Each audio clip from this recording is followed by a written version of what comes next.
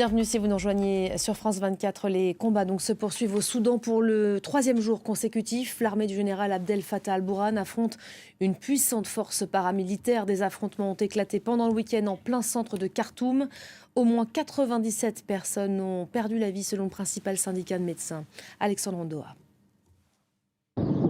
Une épaisse fumée noire souffle sur Khartoum, preuve des combats sanglants entre les factions rivales de l'armée soudanaise. Depuis 3 jours, des explosions secouent la capitale, alors qu'une lutte violente pour le pouvoir entre l'armée nationale et le groupe paramilitaire RSF se poursuit. Des millions de civils se retrouvent au milieu des zones de combat, forcés de rester chez eux. Je dormais. Soudain, j'ai entendu beaucoup de bruit, comme des balles, des roquettes. Je ne savais pas ce que c'était.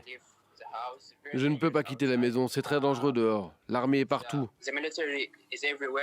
Sur place, les médecins peinent à transporter tous les blessés dans les hôpitaux. Dimanche, les deux parties ont accepté l'ouverture de couloirs humanitaires à la demande de l'ONU. Un cessez-le-feu qui devrait permettre l'évacuation temporaire des blessés. Le conflit affectera certainement la vie de nombreuses personnes, y compris notre équipe médicale. On nous a dit de rester à l'intérieur de notre camp. Toutes les routes sont fermées. La situation est très préoccupante. Plusieurs autres combats ont éclaté hors de la capitale, notamment dans la région troublée du Darfour occidental. Les deux parties disent contrôler des sites clés, dont l'aéroport et le palais présidentiel. Depuis le coup d'État de 2021, une lutte de pouvoir oppose al-Burhan et Hemedti, les deux généraux aux commandes du pays.